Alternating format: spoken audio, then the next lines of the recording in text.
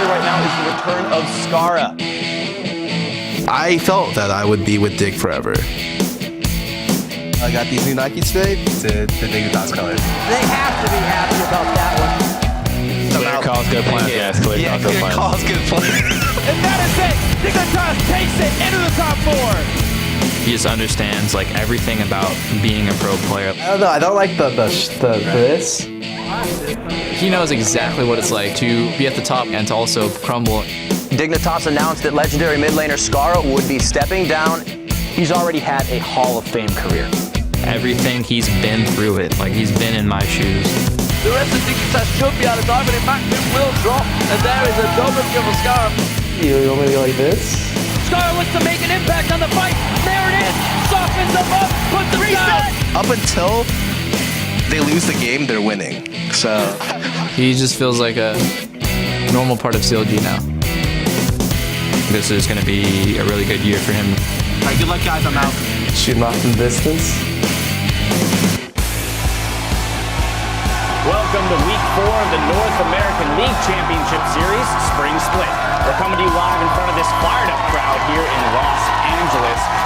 And moments ago, we had Coast arriving at the studio. They are looking to snap a 4-game losing streak. And it looks like MASH may have brought a Valentine to the studio today. They, of course, going to have to do that against CLG, who arrived a little bit late, but with their coach Skara here, it looks like coaching is a two-way street as Double Lift helps him with the tie there. They are fighting to defend their first-place position. Happy Valentine's Day, everyone. Great to have you with us for another action-packed Saturday. Hello, I'm James Patterson, and sharing their league expertise with us on the desk is Aiden's Irene Moon and Joshua Jat Leesman. How you guys doing today? Doing well. Looked like Skara hasn't done much tie practice. He walked in and was around his neck. I don't know if Double Lift is the best person to be helping him. I actually saw Double Lift failed, and they had to get Matcom help him with his ties. So it was a whole ordeal on top of the shuttle ordeal. We'll have to have a little, we'll have a little class later about how to tie your tie. I can't do it either. So. I know. I was looking at Oh boy. Well, let's take a look at the latest news from the LCS. After a 3-week suspension, Skara will be taking over active duty as CLG's coach on stage during Champ Select. Yeah, this is really for ceremony more than anything else, because Skara has been doing the majority of his coaching duties, which is all prep, at the CLG house. He has been their active coach for the last couple of weeks. Having him on stage is just going to allow them to bend a little bit more in Champion Select, but I know Link was taking over and kind of having final say in that already. So for all intents and purposes, we've seen Skara's results so far as a coach with the pick composition, with the rotations for CLG and defining their style. Now we just get to see Skara. Yeah, and I also wonder if it'll change the friendship aspect of CLG, because that is one thing that really changed for CLG over the offseason. I remember I had a long conversation with Double Lift after they lost to Dignitas in the 6th place match and were basically forced into the relegation about how he just wanted to kind of have friends again, which at the time sounded like a really silly thing to say for team. Oh yeah, I just want to be good buds with my team so we can be friends and get over issues. And it's like, isn't that how people thought about League like 3 years ago? Isn't it all about winning and just getting good players?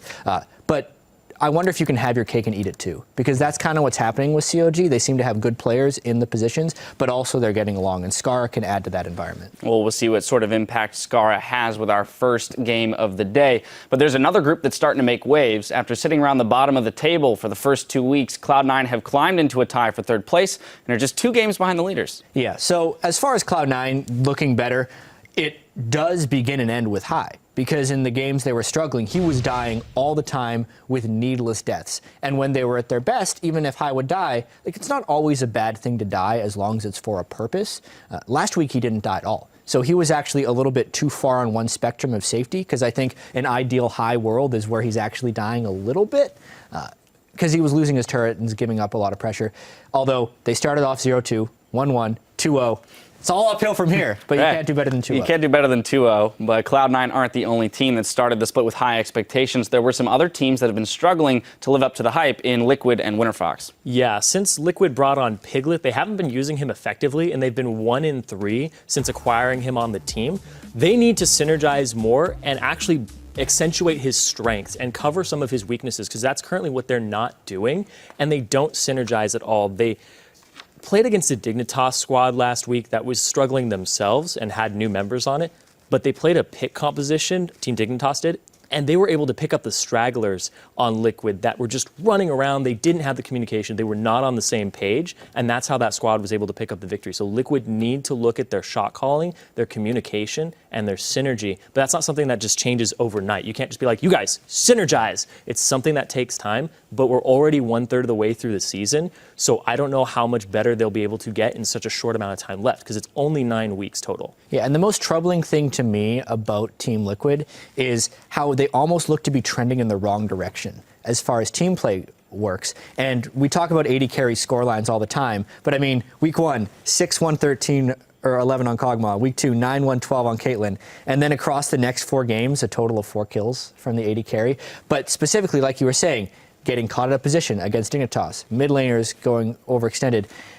It's going in the wrong direction for those guys, but they have out a tough schedule. They play Teammate and Gravity this week, which maybe gives them a little bit of hope. Let's look at Winter Fox now. Yeah, so for Winter Fox in particular, that's another team that's kind of just trying to survive.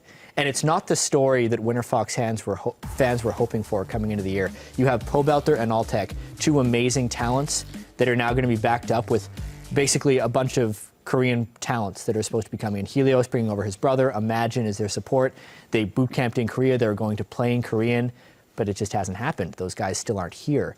And they're just playing for survival, trying to do these little strange gimmick strategies, and it's clearly not working. So at some point, they either have to get the people here or they have to start treating Glebe like a full-time starter. Yeah, and Pobelter said himself that this is a summer split team. They're looking to just get through and then synergize later on. I think Liquid almost is in that situation as well, where they need that much time to get on the same page. Yep, might be time to reorient your goals for the season. We'll see. Maybe. If you watched last week's action, though, there was one play that stood out, and that was Wild Turtle's Dragon Steal from across the map. Well, this week, Reddit was clamoring for a reaction shot of Wild Turtle as he made that 1 in a million shot. Now, it took some digging, but we found the footage as Wild Turtle calls in the airstrike. Now, you asked for it, so here it is. Let's take a look. We see Lee and Mo, they're going for Drake. Can you take Take turret. Yeah. That's fine straight. We can set up in the red side jungle. We can literally just take the red side jungle. Alright? Do you want to do that? I don't have anywhere. Holy shit, you got it. Nice. Surprisingly It's just like another day at the office. We got the crowd going crazy. I was cashing the game. I was like, what is that? And that almost never happened. Well, the thing is, almost never. As an 80 carry for Wild Turtle, he shoots off the rocket, and then he pays attention to the lane. If you're watching the rocket, you're going to die. Exactly. So no one's actually paying attention until they see the thing on He goes back to farming, and then everyone sees the little Like, tooltip pop up. Like, oh, okay, Dragon's nice. He started to back at the start of that, and he's like, oh, I guess I'll throw the rocket out. And then he's like, oh, they're all doing Dragon? Let's just push. And they got so much for that because of that lucky play. Yeah, it is amazing how things can turn on a dime with that. Of course, we'll keep an eye on Wild Turtle again this week because he's only 3 kills out of earning his membership to the prestigious 500 Kills Club. Yeah, and the big thing is you can see he's got 10 fewer games than Double If, 14 fewer games than Cop. I like looking at this list mainly because it's the guys that have stuck around the NALCS the longest and have still been able to perform at a high level. Long term, I wonder how Sneaky's going to be making it up at that list because he's got far fewer games seeing he didn't play in Spring Split of 2013. Displaying their relevance. I love that. Now taking a look at the standings, CLG and TSM start the week tied for first place with only 1 loss on their records. Then it's a 5-way tie for third between Cloud9, Gravity, Teammate, Impulse, and Liquid. Dignitas and Winter Fox are sharing 8th place, and Coast is in 10th. And in today's lineup, though, we got some big games. We've got Coast looking to snap their losing streak against Counterlogic Gaming in our first game of the day after Winter Fox will face off against Team Impulse, and will close out the day with Gravity versus TSM. Now, if you've updated your client, then you have no doubt noticed that Heartseeker Varus and Sweetheart Annie are now available, and just in time for Valentine's Day. Who would have guessed, right? Who would have guessed? And if your response to our Twitter question of the day makes it into our broadcast, you'll earn a code to unlock these new skins. We're asking, what's your NALCS-themed Valentine's Day message or meme? For example, Saint retweeted one that read, "When you're gone, you're like Smite. I miss you." Isn't that? Yeah, always making fun of himself. I mean, it is a talent in itself to be able to poke fun. And Saint, just pick Callista on Cop and you don't have to worry about it. Yeah, there you go. Very, very, very clever. Of course, he can't win that skin, so it's up to you. You at home can send yours to @LOL Esports, and remember to use the hashtag LCS. But now we're going to throw it over to the guys at the caster desk to get the games underway. Thank you very much, Dash. What is up, everybody? This crowd is awesome. Hi, guys. I'm David Freak Turley. With me is the man on a mission, Sam Kobe Hartman-Kendler. You wanted a fun intro, so I gave you one. Man on a mission today. Up first on the Rift, we have Team Coast versus Counter Logic Gaming.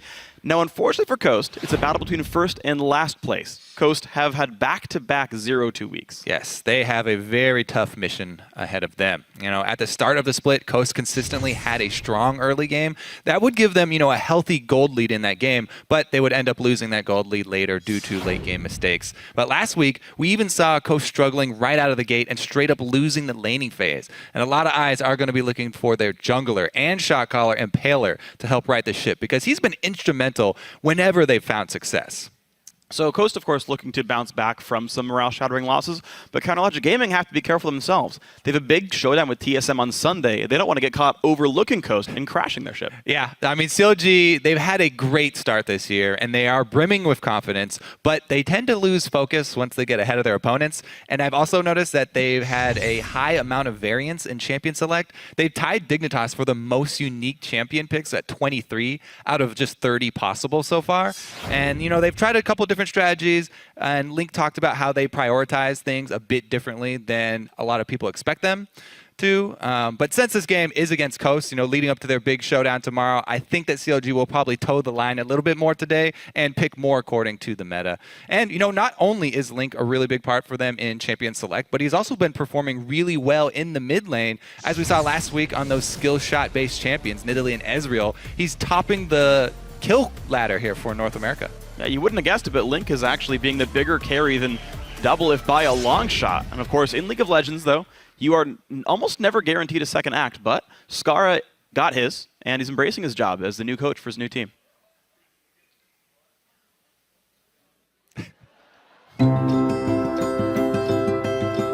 I felt that I would be with Dig forever.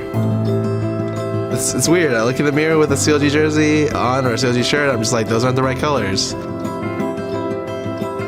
I think the first week he was in the house is super weird. I wake up and I go downstairs and I'm like, what are you doing here? Scar coming over from Dignitas, I don't think it was really weird. It's just, you know, Scar wanted something more. I kind of really felt stagnated in how I was in my role, like as coach. Like I didn't feel like I did a great job on Dig. I felt like there's a lot that I could improve, but I wasn't sure how I was going to do that. It took me like a couple weeks to figure out where I really wanted it. Originally, I had planned to actually quit coaching on Dig if we didn't make it to Worlds. I felt that I kind of deserved a second chance for myself, and I decided to take that second chance with CLG. For the longest time, like I didn't even like realize or know that Scar was going to be on CLG. There's this like guy I used to always talk to and look up to and ask him for advice when I was on an amateur team, and now he's suddenly our coach. It's really cool to have a coach that's in the house with you. Remote coach didn't really work out for us, so Scar is here now to fill that gap. As we got to know him more and more, he's like a really nice guy. He opened up to us really quickly, and you know, we got to know him really fast. He just feels like a normal part of CLG now. I definitely feel like the transition's already happened. Like moving in, talking with these guys on a day-by-day basis, working with these guys on a day-by-day basis. I'm learning a lot. I still have a lot to improve on. I just want to make sure that they're focused and they're playing at their best. I think a coach's job is to make sure the players play at their maximum like potential or maximum ability to play, and it's up for the coach to bring them to that level consistently. And so far, CLG's been pretty much exactly consistent. As soon as he realizes he's on camera, stone-faced. Just like not smiling anymore. All business. No longer being Scar. Guys, we're going to check out the starting lineups here. On the blue side, Team Coast, Chris in the top lane, Impaler in the jungle, Jess is in mid, Mash on AD carry, and Sheep on support. And on the red side is CLG. Up top, Zion Spartan in the jungle, Xmithy, mid Link, AD carry, Doublelift, and support Apramu. This is going to be a very interesting match to watch. We talked about CLG not making the trap game, staying focused, making sure they play a very good game. But Team Coast, I got to run into them before the games very briefly, and Sheep was saying, yeah, it was really heartbreaking to lose those games in the first couple weeks the way we did. It really shook us for a while, but I was like, guys, you realize you're like 3 mistakes away from being 4-2. Like, you guys got this. Yeah. Like, yeah, I think we're recovered. I think we're okay here. So I do have high hopes for Coast to turn their season around. It is pretty early in the season still here. Wow, immediate vibe ban, actually. Even though Smithy has gone back to that champion over and over, I don't feel like that is worth such an early ban here. Maybe they have a really targeted strategy here. Team Coast could be going with some sort of protect and AD carry comp in which they don't want that single target guaranteed engage. Sure. Maybe they'll go more poke-oriented. I also like that if you intend for your other bans to be contested bans, champions like Lissandra, like, you're going to get the vibe ban out of the way. You know it's not going to happen to you. But, hey, maybe they ban Liss. We can, pick that ban up later. So, yeah, blue side does have a bit more freedom since they do have the first pick. And I know, Smithy, it still is fairly recent since he's come back to the competitive scene. So champion pool does take a while to fill out. Sure, that's very true. One of his best used to be Evelyn, and no one seems to be playing that champion anymore. So, some of his old pool, seemingly unpopular right now. Maokai dropped away from Coast. Top lane ban for top lane ban. I want to see if the Ahri... Well, interesting. This is one of Jess's actually only assassins that he plays in the mid lane, and Coast themselves ban it. Yeah, they have a very specific first pick in mind here for Team Coast, because I would think that Ahri would be the perfect pickup for them, considering not only how strong the champion is right now, but also because, Jez definitely favors that one heavily. This makes me think Janna, because you're getting rid of as many of the reliable engaged champions as possible, so that you can play a disengagey, pokey sort of team. Rengar has also been a really big part of, the success that Coast found with Impaler. But there it is. Okay. Does Smithy play Rengar, though? I'm trying to think. He definitely has in solo queue, so I know he at least plays a champion. Okay. I don't know about competitive play if he's pulled it out yet. It's North America. Regardless, Kalista in North America. This is we've basically been the scene to adopt her the earliest, I guess. And pretty much all of the AD carries now in North America in love with this champion. Taking that one away from Double Lift is huge. Wow, but Counter Logic Gaming, they get Lynx Nidalee again. He's very happy with that pick. Oh, yeah. There's always a chance it goes to Zion Spartan, too. It actually is a good flex pick. Oh, yeah. And now, also flexing over to the jungle here, but with Jarvan, probably going to take that one for Smithy. Yeah. Interesting, though, that CLG aren't picking... I mean, I guess Jarvan is somewhat, but I feel like Kalista can outplay him. She can easily outplay him. Yeah. Yes. So they don't have reliable engage on the Kalista. They're kind of, so far in Champ Select, just succumbing to the fact that, MASH is going to do stuff to us. And again, that does go back to the point that we brought up in the early bans here from Coast. Right. Taking out the Vi, that's one of the easiest ways to lock down Kalista. So you can easily see their clear path here. They were thinking Kalista all along.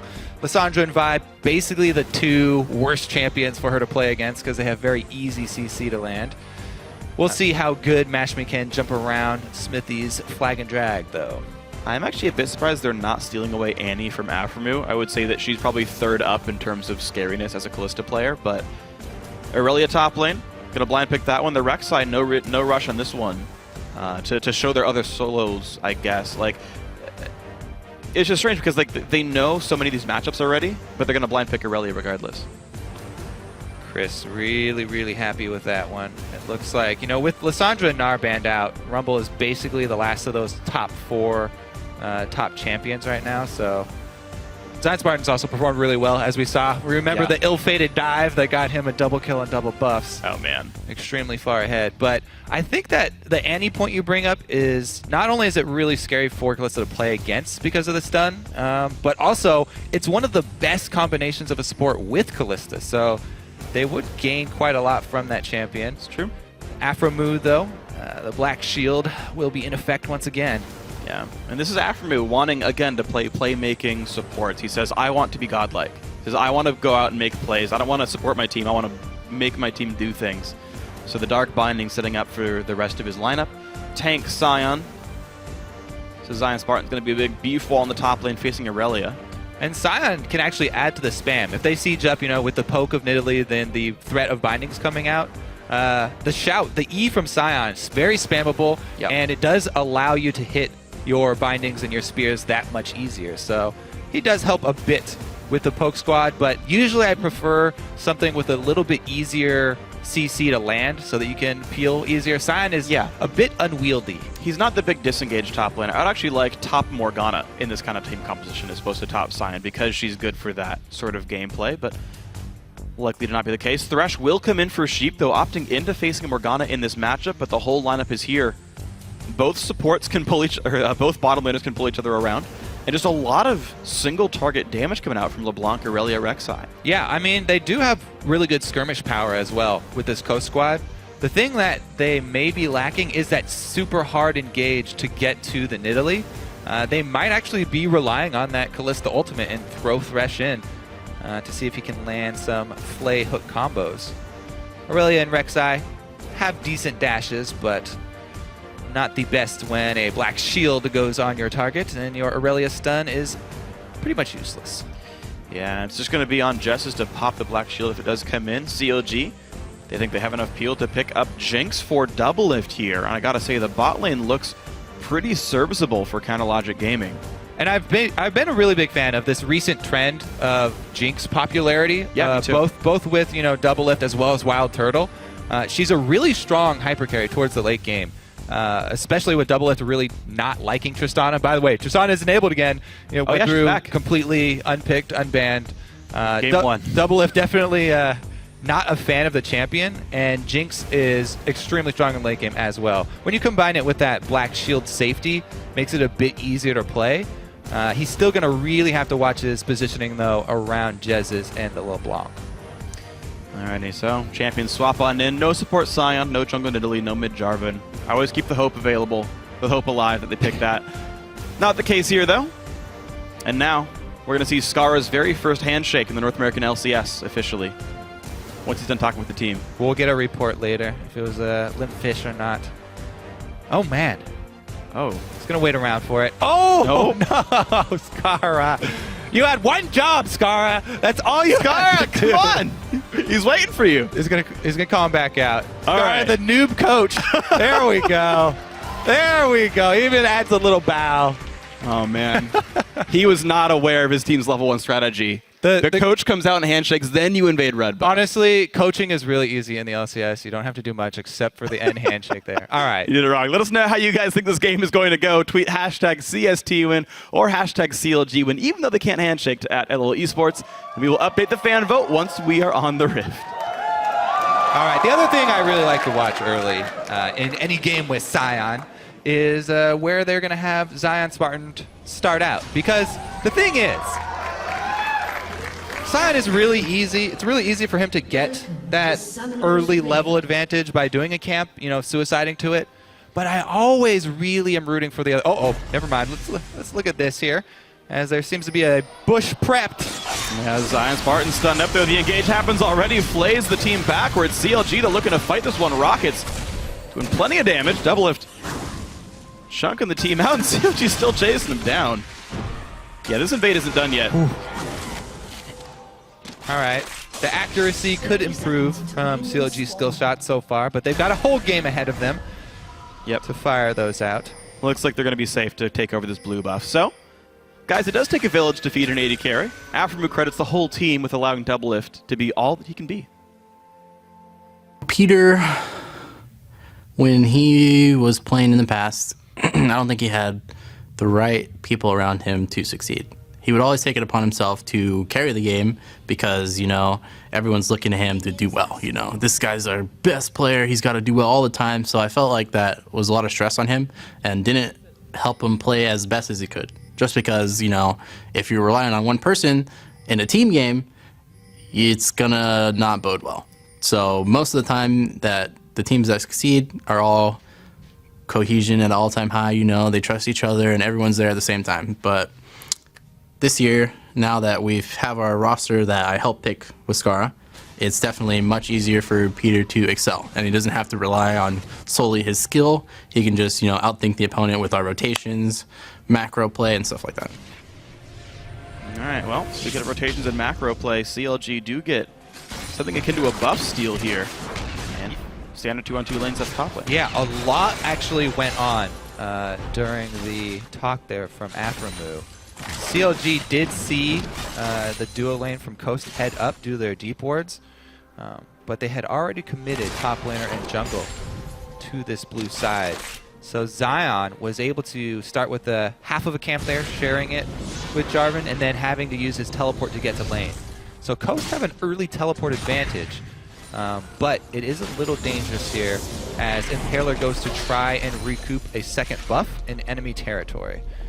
Smithy, though, stopped to get the crab, so should be okay for Impaler. Yeah, so I do want to see if Impaler is able to grab this pretty easily. Looks like there's not going to be anyone trying to stop him with a blue buff, so buffs do get traded equal at the start of the game, despite CLG getting to steal one at the beginning. Smithy will not contest whatsoever. Zion does not try to defend it, so 2-2 on buffs. No big risks taken. Yeah, so they didn't try and make use of the Zion passive either. Not getting unnecessarily low and suiciding to anything. Going with the double jungle. Since they called the swap here, answered 2 versus 2, we won't see the early tower dives or early roaming supports either. So the junglers will have pretty much the full say as far as the roaming plays go this game around.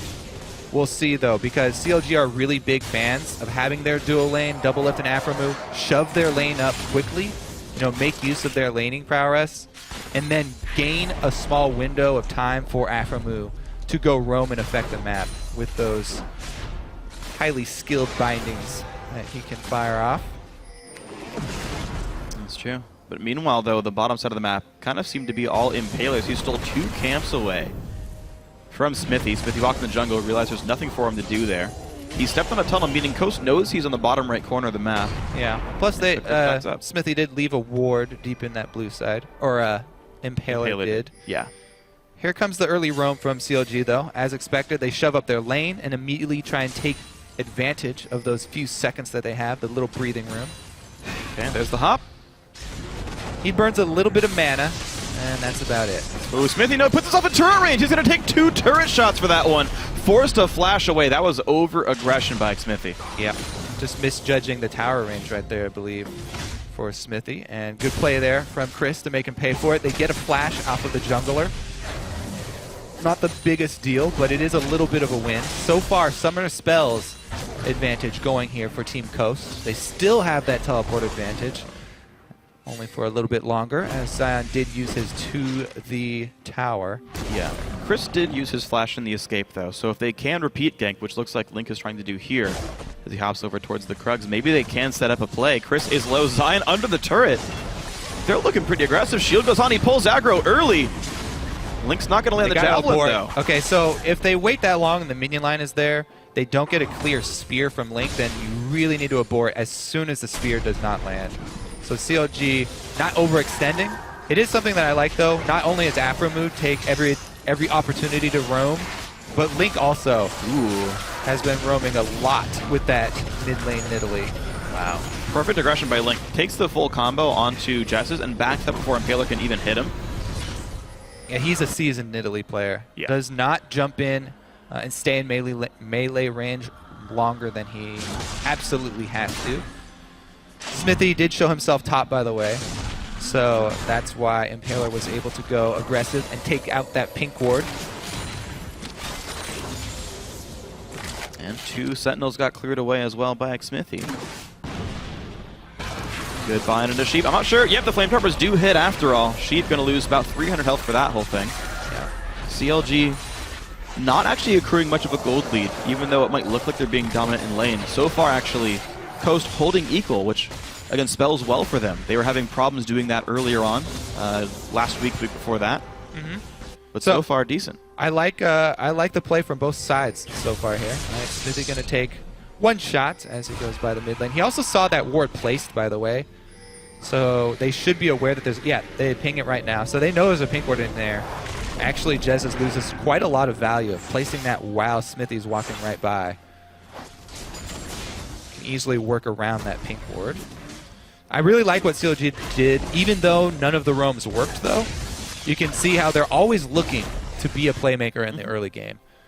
From both sides of the lanes there. Yeah. Both Link and Afromu. As soon as they get an opportunity, look for something, try and make it happen, even though it didn't pay off either time. And again, it didn't penalize them, really. You're seeing the gold essentially identical here on both teams. CLG going for these, 15% chance of a gank succeeding plays, and really no risk for it. So I really can't complain at all by their choices here. Now, since Smithy knew there was a ward in that bush... Oh, okay, let's take a look at that binding. He actually wasted his Raptor buff there. Maybe he wasn't aware that it was a pink ward, but walking over to a pink ward that you already know is there when you have Raptor buff, unfortunate for him. Yeah. Zion safely, I believe, yeah, he will not get stunned here. Clears the pink, he's going to slow him down, walk away. Really no major damage being done, and with stun max on Aurelia, she doesn't break through the shield with auto attacks very well, so.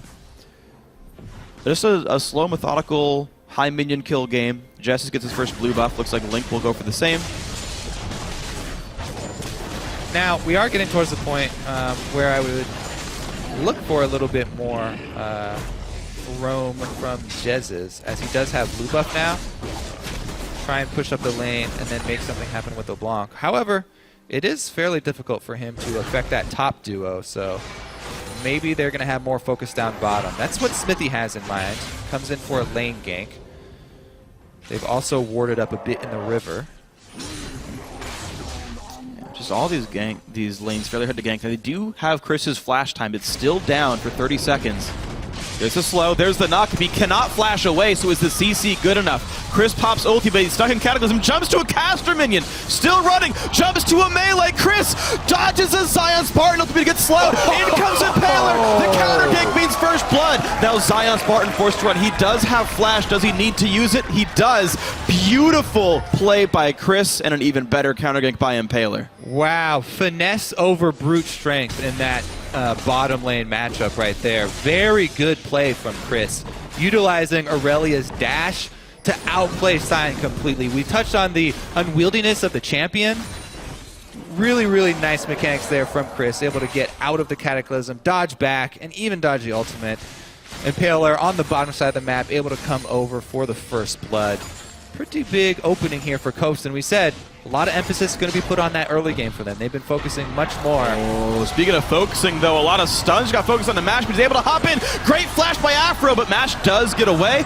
Pops the Thresh back in, hooks an Afro move. Coast start the game 2-0. And just literally another 2v2 outplay here from Coast. Beautiful job there, utilizing the Callista ultimate. Let's see this time, though. Smithy really wants to make up for it. There's a ward here, and he just had to clear one in the tri-bush as well with his Raptor buff. So Coast, again, another 2v2 outplay, another small lead. Now, these are kills that are going to affect their lanes and make the laning that much easier, but they haven't gotten global objective quite yet. We'll see if the gold difference can translate into an item that they're actually able to utilize. Ooh. Well, we'll have to see when the recalls come in. Chris, he's got to know. Got himself a Sheen and a couple more wards. That's all fine. Link getting some damage into Jess is. Yeah, Jess is just stepping a little too close right there into the swipe range. Taylor kills another pink ward, though. And he does have Rek'Sai ultimate available as well. So this move up top from Smithy up into the blue side jungle, while it is time to whip the lane swap back as they send Aurelia top, you always have to keep in the back of your mind the Rek'Sai jungle. And do you have all of the tunnels cleared out? Oh, wow. They're clearing out the tunnels right now, so Chris has to know they're up there. Goes aggro onto double lift, and the binding hits the minion. The bind. He's stuck behind the turret, though, but in comes Smithy. The rocket misses. Chris is safe. The dragon goes to Coast the whole time. Coast can do no wrong this game. Well, these are just pure outplays, too. You can't take anything away from the players of Coast. They are very focused this game. Really good job there, taking advantage of the commitment top, by the way. It wasn't when they saw everyone from CLG appear in the top lane. It was when they started seeing the tunnels go down. Smithy was stepping on all the tunnels to make sure that when they went for the dive, Rek'Sai wouldn't pop up.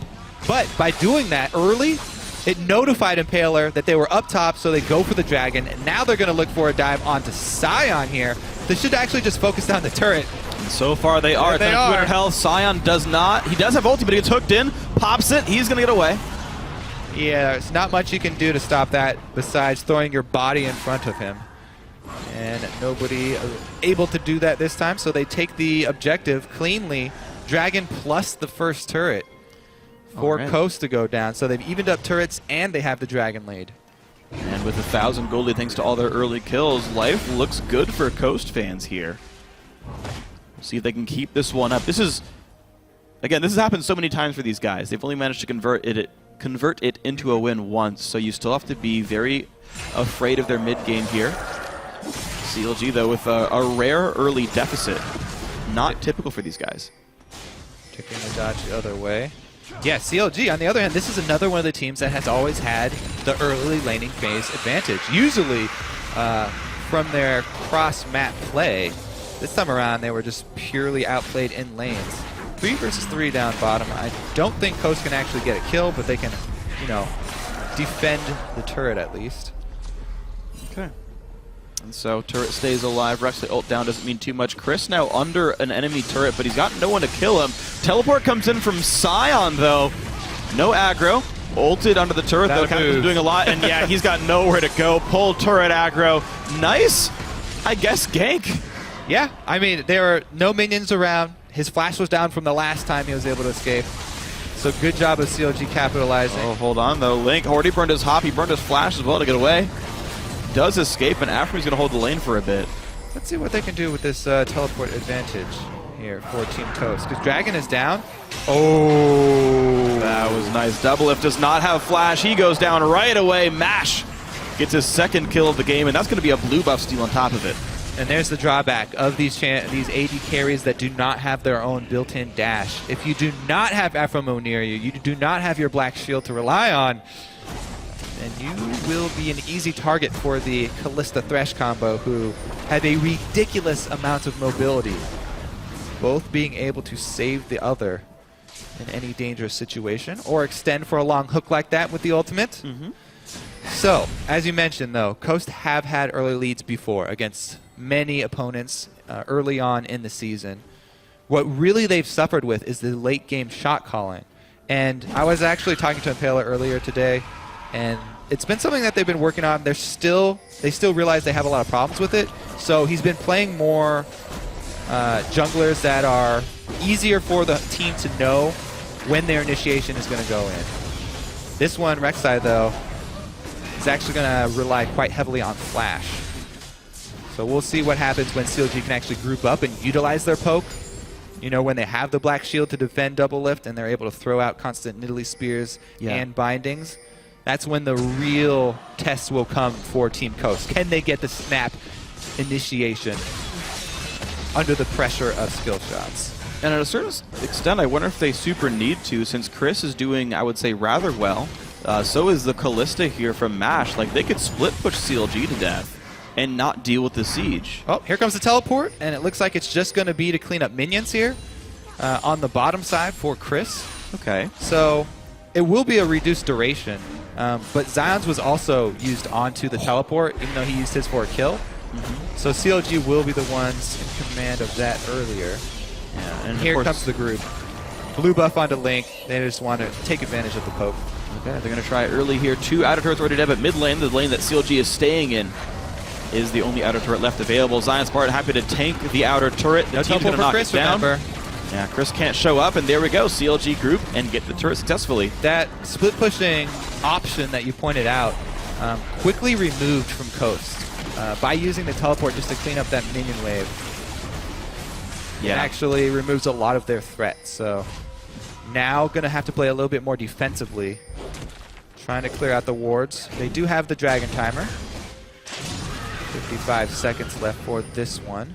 We'll see if CLG want to fight for it. Of course, with a poke-heavy team like this, they don't necessarily want to be engaged on too hard. Yeah, if Coast can actually gain control of vision first around the dragon, then it would be really strong for them to hold that position. They have LeBlanc. They have the possibility of Thresh hooks coming from Fog of War. So even CLG would have a fairly difficult time working their way through the jungle corridors. But Smithy doing his best to clear out tunnels and get some of that vision back so they don't have to face check skill shots. Good back Smithy to kind of walk forward. They've got a couple of Nidalee traps down as well. Jess is going to poke a little bit, but not get much done. And also, the ward control back and forth. The Runons is done for MASH here, and he's also already got some extra AD in with the BF sword part of his Bloodthirster. So their team fight with the Kalista is actually fairly powerful, even if they do get caught inside this Dragon Pit. So immediately starting it off, the vision of CLG, they were not able to move their lineup into the river. So another clean dragon here for Team Coast. And they don't even have to pay with turret destruction or anything. Like, minion waves only equal right now. They'll get to mid in time, although CLG are grouped up. Coast actually misattributing their players. Thresh and Kalista are far. Yeah, so let's see. How quickly can CLG push through this turret? Because Kalista's walking over right now. Chris uses his ultimate for wave clear. Jumps on Smithy, a lot of damage down into Jarvan. This might mean CLG has to run. Zion Spartan is getting blocked off as well. Forced to flash and then ult away.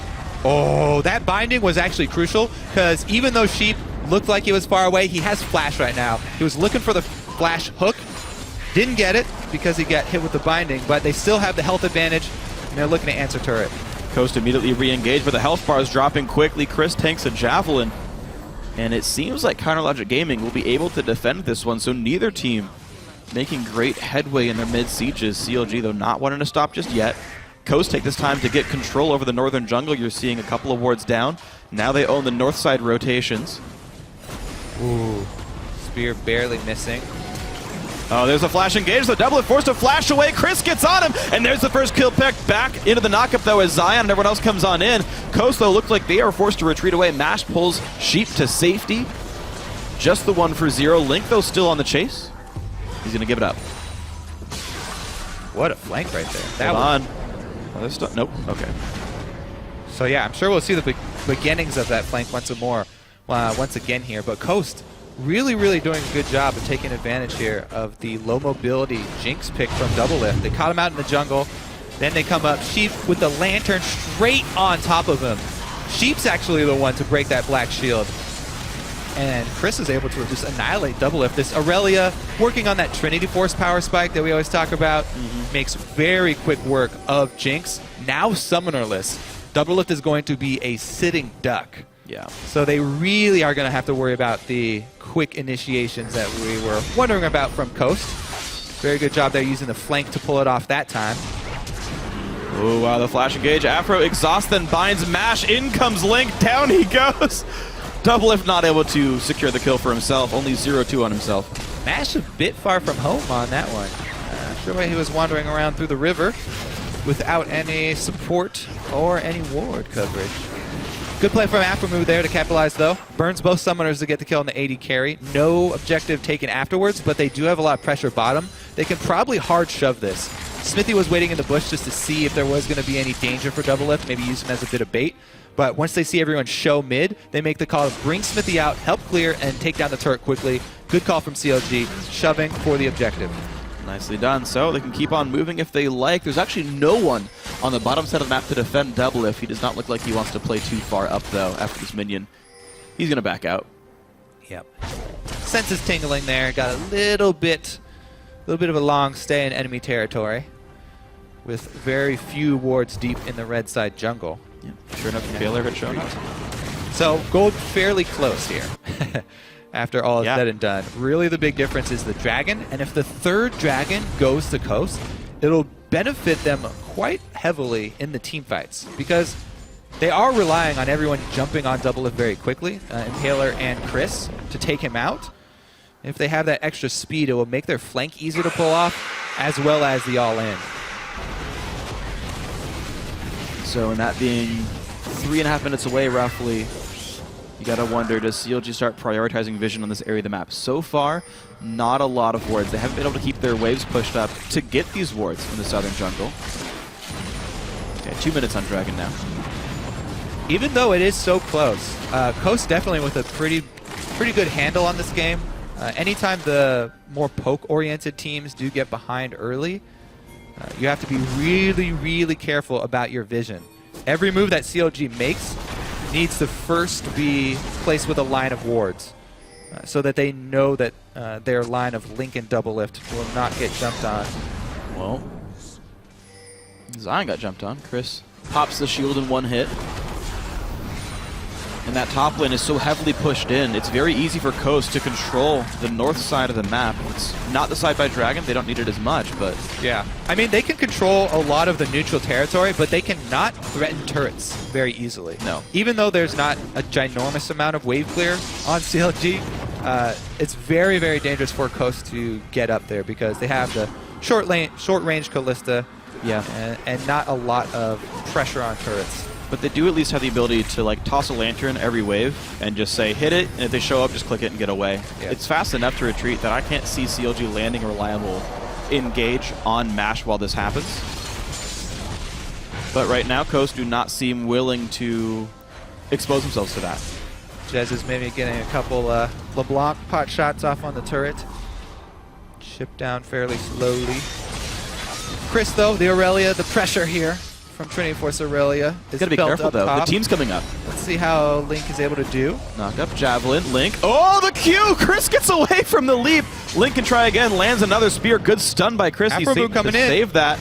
The binding will miss, though. Ulti gets popped. Chris does not have flash. This stun's going to land. The kill's going to Link. What did Coast do in the meantime? Not much. They got some free farm on Callista, but it's a fairly far pushed wave.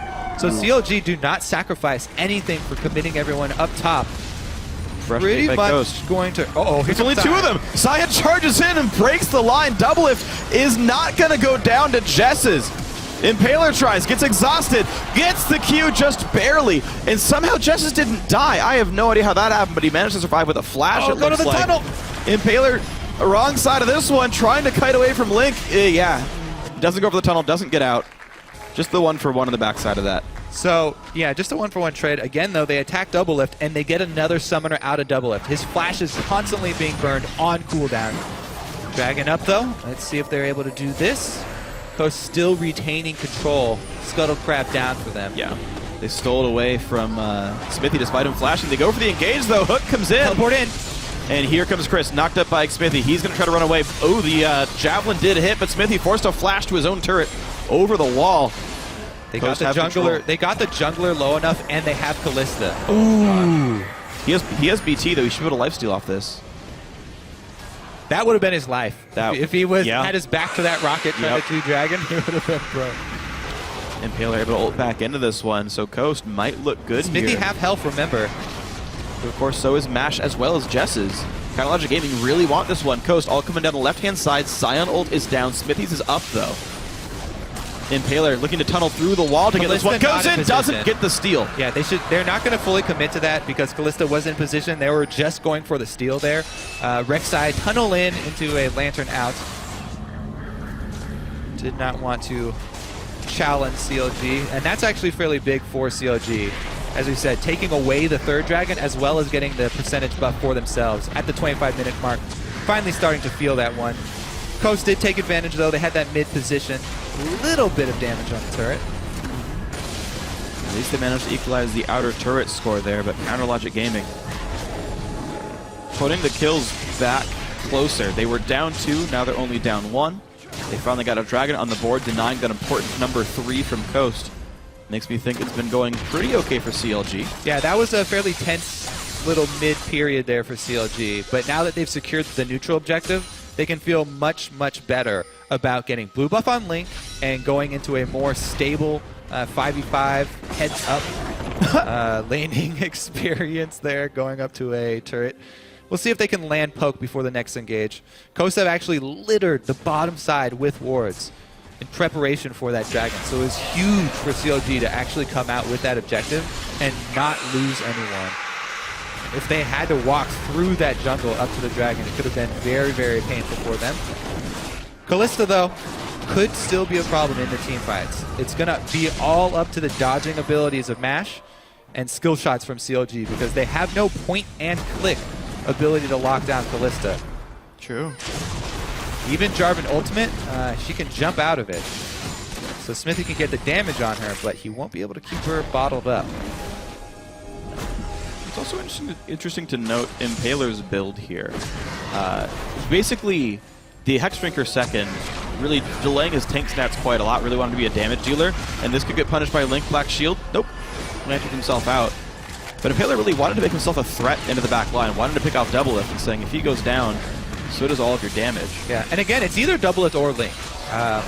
If they take either one of those backline components out very early, then it can easily be cleaned up here, as Thresh and Callista can very easily run circles around this front line from CLG. Scion and Jarvan can easily be outplayed by the Thresh-Callista combo. It makes it all the harder for Counterlogic Gaming to navigate these fights properly. Props to them for doing what they have so far. Coast, of course, still wanted to split this game up as much as possible. Yeah, and CLG, it's actually fairly scary for them. You know, their vision is lacking at the moment. So they have to be very careful about how they set up the battlefield before they take the fight with Coast. I just want to point out how far ahead Chris is over Zion Spartan.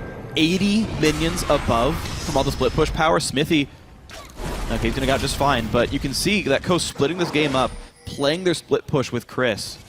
They're accruing gigantic leads farther and farther and farther into this game, which makes their big sort of single target assassins, the Aurelia, the Rek'Sai, the LeBlanc, they keep getting so big that Doublelift's got to be so afraid for his life. Yeah, there's not much Doublelift can do. It's very hard to peel this Aurelia since Chris went right into a Banshee's Veil afterwards. Also, with the built-in tenacity of Aurelia and Merc Treads, his main objective here is just assassinate backlines, and he's got the plenty of damage with Trinity Force, so we'll see how effective he can pull that one off. Doublelift's flash almost back up, though, as that is the most important thing that Coasts are timing right now. They should be well aware that it's back up now for the next team fight. Chris right now lacking wards makes him play a bit defensively here. Just has to clear the wave on his side of the river. Actually, I take it back. Coast with a couple of nice deep pink wards on the right side. We'll be able to watch most jungle runners. No lane ganks to be spotted, but anything past wolves will be seen. Baron, of course, since 9 minutes ago, has been a potential objective. Neither team have been trying very hard to make that theirs, though. I would imagine the team with Nidalee and Jinx would kill it extremely fast. That says so with the team with Kalista. I think the threat of Baron is actually very real on both sides. You can definitely see that CLG are worried about it. Anytime you are against a team with Kalista, you cannot lax with that ward coverage. Meanwhile, Coast have basically claimed the south side, so CLG and Coast, opposite priorities spent here. Coast don't really look like they have eyes for Baron. Just waiting for the next dragon and retaining their constant vision control over this bottom side. So what CLG are doing, you never want to go fight in the part of the map where you are completely dark in Fog of War. Basically, the reason it's so slow right now is both teams unwilling to venture into the darkness. Yeah. Doing a good job of playing to their territory that they've actually controlled so far. Yeah. Coast seem very willing to try to create death brush strategies. There it is. CLG on top of a ward they did not sweep. What a great ward hidden in the corner there. Rek'Sai ult comes in. CLG realize that they've been had. They back it out, but Doublelift's at half health right now. It's also the other thing why I really like how Coast have played around the map right now and, you know, just retaining control of Dragon side. Rek'Sai makes a team really, really scared to try and sneak a Baron. Not only because you get that global scream and you just wonder where on the map is Rek'Sai, but also because of the sonar. Oh, Jez man. gets hit. What a great binding. CLG found exactly what they needed. Coast, they can look for the steal, but they certainly can't look to fight this. Just like that, everything crumbles for Coast. All that work they put into, spending all their vision. Oh, they're going for the steal again. Let's see if he gets it this time. Nope. And they back out. Doesn't even take the lantern. Doesn't need to. It's got a pre-existing tunnel there. But just with that one move there from Jez is getting a little too close and another binding from Afumu landing, all of their best laid plans was just gone out the window, and CLG take the dragon that Coast prepped so hard for. Coast, they tried to push top lane. Actually, that's going to be Smithy getting caught out a little bit, though. EQ's over the wall. The Coast tried to push top lane with Chris while the dragon attempt was going on. They got half the turret down, but this split push really has not progressed much at all. Speaking of split push, look at this bold move. They had Doublelift down bottom with no ward coverage in enemy territory, and he just shoving down bottom while they keep the rest of Coast playing the ward game around Baron. So Doublelift have been able to sneak a little bit of extra CS. Oh, knock up the flash engage on a Link. He flashes out, takes a black shield. Smithy in the front line forced to flag and drag away, but the flash! Flay from Sheep pulls a kill up. Chris will not even take a stun. Zion Spartan runs away from the front line. Coast finally get a pick for themselves. Yeah, they make CLG pay for that little bit of a greedy move, having Doublelift get some extra farm while 4 members try and hold up the vision game. Smithy and Link a little bit close. Smithy's the one to pay the price, but now they've gained position on mid. But is anything really gained for it here? It's still a 5v4 with no Smithy there. Chris walks up. Zion so tanky. Chris forced to disengage because of all the damage output from Doublelift. Yep, the main components are still there for CLG. It's hard to get inside, especially without the flash from Chris this time around to be able to actually close distance. Now, you could also see how Sheep just completely ignores Sion. Now, full tank Sion is fairly easy for a lot of teams to ignore towards the late game and just work around him. Jez is actually taking a pretty good chunk out of him. And they can't easily work through him, though. Lubov does get taken by Counterlogic Gaming, and Paler still wants things to happen, but Smithy is going to be able to rejoin the team here. Chris still playing very forward. Up 90 minions now over Zion Spartan. That lead continues to grow over this game. The split push is getting one member big from Coast. But so far they've been able to play around him well enough that maybe that won't be good enough for Coast. They're going to start Baron here. Control is theirs. It's going down fairly slowly, though. Smithy now in the area. Now, while Kalista can pretty much secure the last hit on Baron, they don't have a really strong tank that can take full hits. Because Aurelia did go, early training for us, not full tank, and Impaler, a jungler, also had that Hex Drinker fairly early that you talked about. Yeah. They don't really have the ability to tank it for that long without taking substantial hits to health bars of their front line. One thing to keep in mind with Kalista is, unlike Smite, stuns do stop her from casting Ren. So, you can't like stun the Jarvan and prevent the steal, but you can stun the Kalista to do so. So always a possibility for Coast that can use Sion to do something. Yeah, the problem is that you have to stun her so early. Oh, of course. Since she does 2,000 plus damage to it. I'm not saying it's not a lot of damage, but at the very least, you can do that. All right, well, let's see here, because Coast are actually working with a giant minion wave that's taking out this turret down bottom. Nicely set up push by Coast to make that one happen. Wow, they jump in on top of a ward. 4-man engage. Are they going to have the damage? Smithy gets the first kill, but they're trading back. Doublelift with a double kill so far. He's still alive. They're chasing back onto Chris. He's going to drop as well. What a beautiful fight by CLG despite getting engaged on. And they all stack up inside a brush with a ward on it. CLG actually come out ahead. We're definitely going to need to take another look at that fight because that's going to be a huge turning point. CLG with Baron, this is the poke squad. This is the squad that wants to siege up around turrets. Now that they have Baron, this is going to be a very big swing in the game. And we're finally going to see a giant change in momentum here. This fight, with them all being on the ward here. Now, Coast have complete vision. There's one knockup straight. It should go into Impaler knockup, but they don't get Doublelift. Look at Doublelift on the backside, dumping out damage. Everybody just kind of jumps in, and the bars are all stacked right on top of each other. So even though they do take out Link early, which is great, the AD carry, Jinx, on the back line is firing the entire time that fight. She's doing 4x damage. But keep in mind, she's doing quadruple the damage normal. I mean, because everyone's on top of her. Yeah, and that's like, they were perfectly clumped up for the rocket explosion. How often do you get that with Jinx? Very rarely. And even though CLG were grouped up, by them being grouped up, it kind of forced Coast to get in there, everyone melee range. So Jinx Q, Jinx R, Morgana ulti with Zhonya's, like so many good things actually work. And this is what I like again about poke comps is you play really good counter-engaged champions. You play champions like Morgana that say if you go in, you're actually going to get hit by some really powerful ultimates. I mean, if you're going to get that much value out of your Jinx in a team fight, then it doesn't even matter if your mid-lane poke champion gets taken out early. I mean, Link, he didn't get to do anything there because he was right on the front lines, but Doublelift with the heads-up positioning, back away from the rest of the team. And that earned them a very, very easy Baron, and we'll see what they can do with it. Still worried about these picks and hard engages here. There goes one hook, but they don't want to commit to it.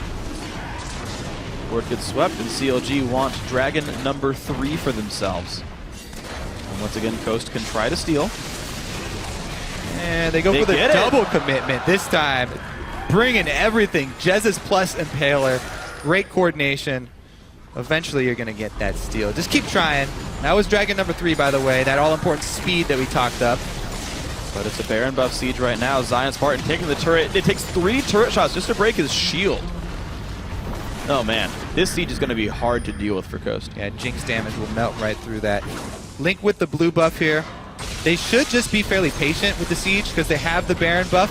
They can wait for bindings and spears to land.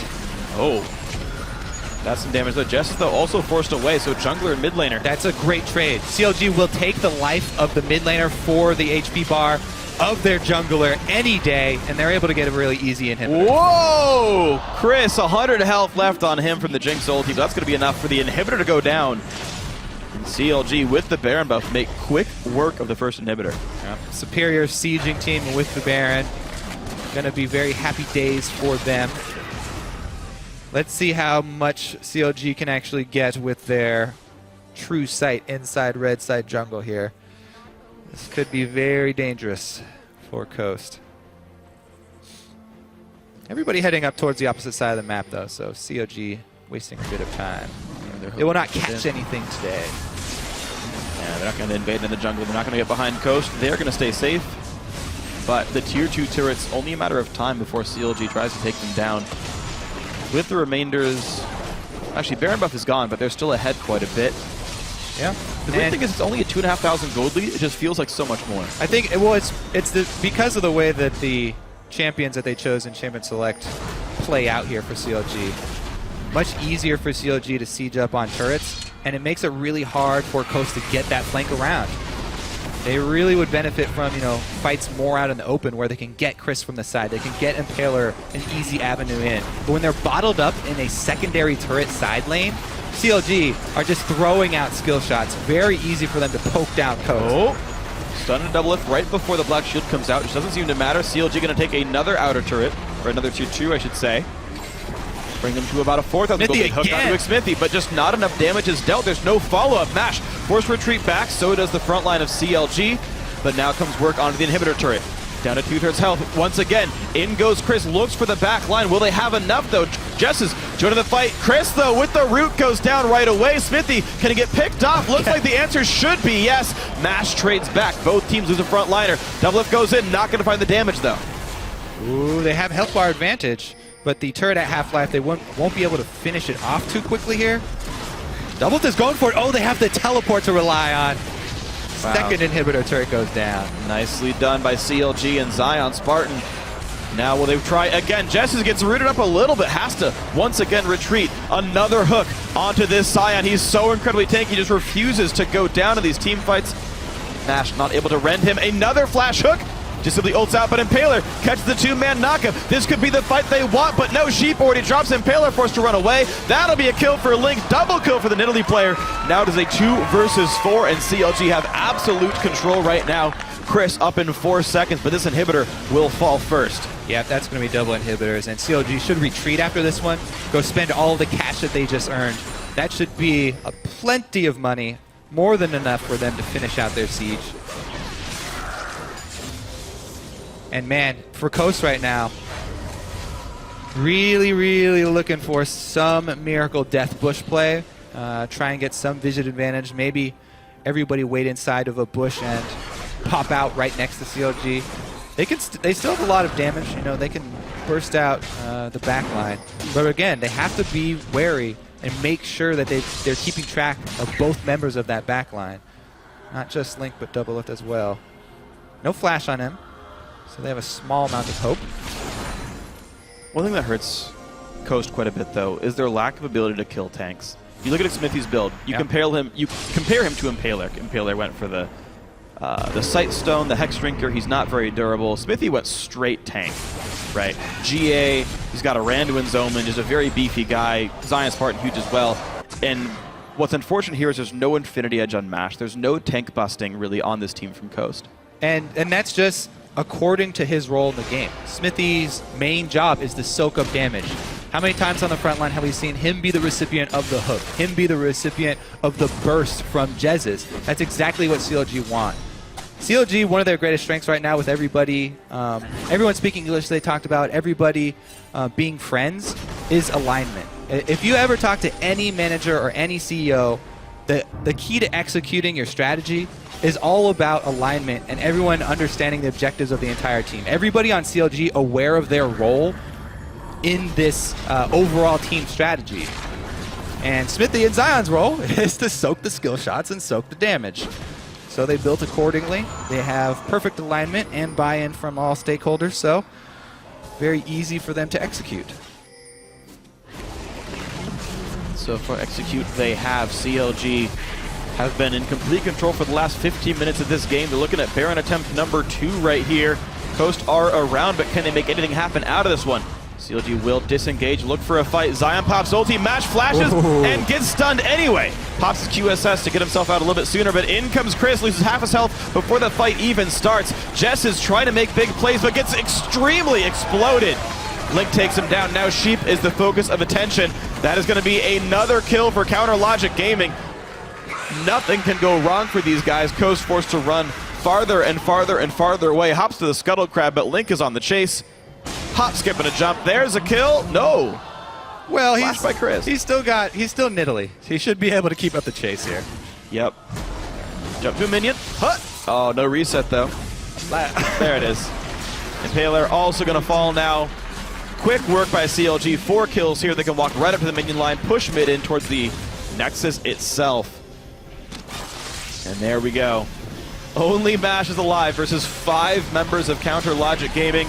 Turret number 1 falls. Turret number 2 going to fall as well. CLG, they survive the early great plays from Coast and remain in first place after a well-controlled siege.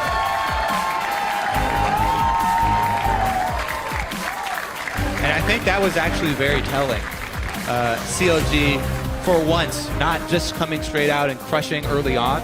Yeah. You know, don't have a lane swap to take advantage of their opponents as far as moving across the map. They don't have the lane dominance, you know, being outplayed. Straight up, they just got outplayed on both side lanes.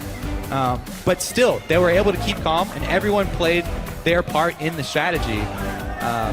And it was really that turning point. As soon as they got the team fight to win and take Baron, they're the poke team, they're the siege team. At that point, it's really clear path for them, and they just stuck to the plan. Yeah, so good on them to be patient, give up the dragons, give up the pressure when you have to. And then a couple of good picks turned into so much more. That being said, it was a lot of luck as well for CLG. For Team Coast to have the advantage of the vision and the entire CLG team grouped up in that bush by Baron, but then get a little bit too overexcited and everyone jumps in and they group up. They had no battle plan for this huge advantage. I mean, you can't really ask for a better advantage than to have a full vision of your opponents with them all grouped up, but they rushed it a little bit. They got a little bit antsy and they did not target Doublelift. It was basically the entire story. Yeah, that was the one guy they actually couldn't focus. Of course, smart of Doublelift to be in his own brush off by himself, but yeah, you engage against a team that's ready to fight a 5v5. Again, Morgana, Sion, you group up for the big CC ultimates. When Coast are very single target focused, they opted into honestly just a bad fight. And that was the one mistake. Like CLG, one mistake, yeah, you give CLG a lot of credit. They were able to capitalize on that one giant botched team fight and take that and execute the rest of the game. And that's what a really strong team good. That's what we expect from high-performing teams. So game number 4 of Coast winning the game up until they lose. This season, 4 of their 6 losses now, they almost had it. Again. It keeps happening to Coast. They are so close to beating all these great teams, and there's always something that picks them apart. And it's heartbreaking to watch that be their season so far, but they're still in 10th place. They still have so many good-looking games, and every single time it crumbles. Yeah. They definitely will learn something from this one, though. I'm sure they'll revisit that. Yeah. And next time they're presented with that much information, they'll take their time and actually communicate. You know, maybe somebody target Doublelift, go around from the backside, get a flank on. Perfect opportunity for a flank there. Yeah, well, we'll see if they can fix that for the next game tomorrow. But right now, we're going to send it down to Riv, who's standing by with CLG's man in the mid lane. Thank you very much, Freak. I am joined by the man in the mid lane. It is Link. I'm here with him once again. And last time we spoke, you said the game was a little easier. This time it looked pretty difficult, actually. The early part of the game didn't go CLG's way. What was the team's mentality in those first few mishaps? I think our biggest problem in that game was we didn't force the 2v1 even though we got the work down. Our plan just basically going into that was, well, we wanted a 2v1 coast. But they actually did something that, well, we kind of expected them to do, but we responded, I guess, wrongly. And then, well, that's why our early game kind of went weird. All right, and you have been looking a lot more comfortable in mid lane, obviously, than last year. What's kind of changed? What's the mental dynamic for you now? I think just having like a team who really wants to win and just like try, like the team atmosphere itself, and we have like a coach that isn't like remote. Just everyone that's trying to really hard on the team, it just makes me want to try even harder. And I think just being on a team like that, well, I think I'm doing pretty good. All right, and fans obviously thinking you're doing really well, but you have to face off against Bjergsen tomorrow. How are you feeling against that matchup versus Team Solo Mid? I think right now Bjergsen is probably the best mid laner in NA right now. So I think tomorrow is going to be a huge challenge, but I think it's going to be a really fun match. So I think anyone who's going to be looking forward to that TSM-CLG rivalry, it's going to be really close because not only do we like go 50-50 in like scrims, I think, or TSM is easily like the hardest opponent that we've ever played versus. So it's going to be fun. All right, Link, thank you very much. I'm actually going to get a quick question in with Skara here before we end the interview. Skara, your team has put a lot of faith in you. A lot of these guys saying, even Link, that they came to you in the beginning when they were getting to go pro. What kind of pressure does that put on you, and how does it make you feel? It just makes me feel like as the rest of the team improves, I should be improving along with them, right? Like, I'm not the perfect player, I'm not the perfect coach, but as they grow, like, I grow with them, right? And I think that's the big thing to take away. All right, gentlemen, thank you very much. We're going to throw guys at the analyst desk to break down more on this game. Thank you, Riv. I like to hear that, looking at growth as an entire team and organization for CLG. A win for them there, but Coast didn't give it to them easy, and I want to look at Champion Select because I feel that Coast's bans were pretty indicative of their first pick, Kalista. Yeah, we were going pretty crazy here on the desk. Saw the Vi, Jat's like, that's a good one. And then they banned Lissandra, and I'm like, whoa. Does MASH play Kalista? And then they banned the Ahri, and that was a dead giveaway because that's a Jez's champion. And when you have this type of ban phase going for you, you want to have them last ban the Ahri because the threat of Jez's. But when you don't ban the Kalista, that should tell CLG, since we have seen Double Lift on it, that you want to play that champion. And when you ban the point and click CC, that's definitely a giveaway. But CLG had faith in the fact that they, from first round, pick a Nidalee Jarvan. They're like, we will hit our skill shots on her and make her irrelevant. It was so strange because we have seen, whoops, good thing I have another one. We have seen backups, so many backups. So many teams pick Kalista into stuff like Vi, Lissandra, and Ahri and get destroyed. And people are like, that person can't play Kalista. But actually, generally, if you can reach Kalista, you can shut her down. So I was really scared for CLG in the early game for giving up Kalista and actually not banning it because their last ban was Gnar. I thought for sure they just banned Kalista. But CLG has so much faith in their ability to outplay the opponent. They were like, okay, they'll have Kalista. As long as we can get Morgana and we land one bind eventually, we'll kill her. Well, as you said, has to be logic. There was a lot of fear, though, for the fact that they did give up the Kalista. We were going to pull up our first replay, which is the early kills that Coast was able to secure for themselves with some sensational, individual outplay. So we're going to roll this out real quick. I mean, this first one here by Chris, the use of his Q, knowing that it resets on a minion that he does enough damage to in the back is just phenomenal. To avoid the CC there as well on Sion. And then, whoop. Right back to the other one. I mean, a total outplay. Then Zion and Spartan can't even get the ult. At this point, you're kind of starting to think, yeah, this is a game CLG could lose, especially here when they're able to turn around the binding onto Kalista. Just the presence of mind here for Sheep to say, okay, I'm actually going to fire myself back into this fight. Right, we got this. Let's go. Is absolutely beautifully executed there. Taking the lantern, flashing out of the tether range from MASH so he doesn't get stunned, being able to do the Fates Call and throw him back in after Afro had burned his flash, so they knew there was no escape there. It was really beautifully executed, and you said CLG have faith in their playmaking. I think they might have been a little overconfident there. And that's why it kind of seemed like they might lose this game from a viewer perspective because they had a composition that required them to outplay the opponent, and they were actually getting outplayed. Yeah. In the post-game interview there, Link, we suspected that they actually did want a 2v1. He confirmed it. So that does change your decision-making in-game a little bit. When you're reacting on the fly, you do tend to make a few more mistakes like that, or you're more prone to being outplayed. But then again, CLG still did win. Right. So I want to figure that out. I want to figure out why that happened, because all signs point to that should have been a Coast victory, coming out with Aurelia ahead of Sion, then, growing his CS lead to 90 CS as well as the kills advantage. Kalista was 3-1 while Doublelift was 0-3 at one point, and yet they didn't come out with a victory. Coast is becoming the poster child for not knowing how to end games.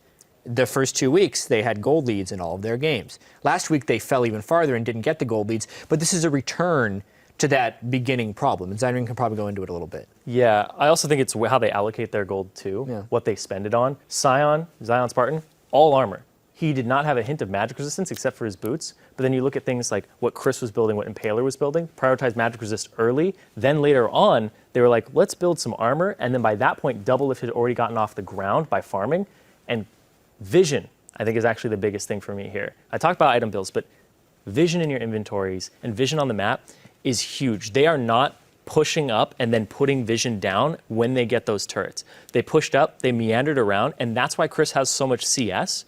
He had like 80 up over Zion. He's pushing top lane, and then he's doing nothing. He's pushing, backing off, because he doesn't have the ward control in that side of the jungle to continue his pursuit of the turret, and then they don't capitalize on it. It's really confusing to watch them play. Coast are good players, but as it stands right now, they're not a good team. And CLG is playing the team game better. Yeah, there seems to be a lull when we get to that stage of the game where just as you're talking about, teams are attempting to push lanes, but they don't have the vision control, and it really slows things down. And if you don't have a big enough advantage, it looks, CLG is able to take that opportunity and turn things around. Yeah, it's happening all over the world in League of Legends right now. Those second-tier turrets are pretty hard to push early on in the game, especially with Dragon not giving you any gold early on. So a lot of times you're kind of gated by the respawn of the Dragon, and you have to play a very clean game in between Dragon respawns, which is what Coast did not do because of poor vision control. And I like to call them garbage kills, because they're kills that just happen and no one really earned them, but it's what got CLG back in the game. They killed the split pushing Chris, they caught Mash with the binding, and voila, they get a third Dragon, the gold is even, they can now win. All right, I do want to jump into our second replay, which is the 35 minutes in around Baron. Because I know, Zyrene, you want to break it down a little bit in terms of positioning and the engagement as a whole. So we're going to pull that up. Yeah, you're going to see here, it's a great engage here. Like, it's the right decision to take a fight at this point.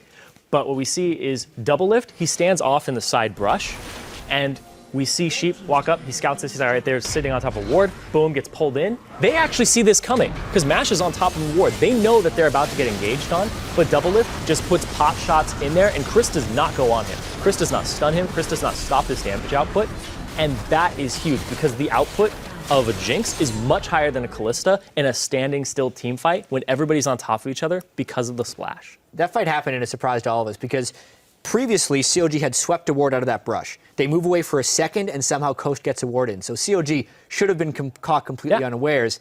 And they were, except Doublelift just happened to be in the right brush. And Chris, we've talked about this a little bit. He's either the greatest player, he had a 10-1-10 game on Aurelia when they beat Winter Fox, or he looks bad. And this time, he did both in the same game. Yeah. You can't be both, Chris. He destroyed early. And then in that pivotal last endgame team fight that swung the game, everyone's in a clump, and the main damage dealer is over here, and you're a single target damage threat on Aurelia. Hit the dude killing your team. Don't just walk into the ball of death. Exactly. Walk into the ball of death. So unfortunate for Coast. Things were looking good for them. They still are on that losing streak. CLG, though, holding on to their first place position. Keep it tuned right here, though, and we'll see what the Winter Fox says when we come back and they take on Team Impulse in our second match of the day. Stay with us. I feel like we need to... Dude, I hope they change that picture over there of Reggie with his like arm raised to like they dye his hair pink in the picture too. Oh my god. Jumps to a melee. Chris dodges a Sion Spartan. Looks to get slowed. In comes Impaler. The counter kick means first blood. Oh, knock up the flash engage on a Link. He flashes out, takes a black shield. Smithy in the front line, forced to flag and drag away, but the flash. Don't move, don't move, don't move, don't move, don't move, don't move, don't move. The Coast to make that one happen. Ooh. Wow, they jump in on top of a ward. You guys got this. Sheep. Exhausting mash. Close. Chris. Get Baron. In comes Chris, loses half his health before the fight even starts. Jess is trying to make big plays, but gets extremely exploded. CLG remain in first place after a well-controlled siege.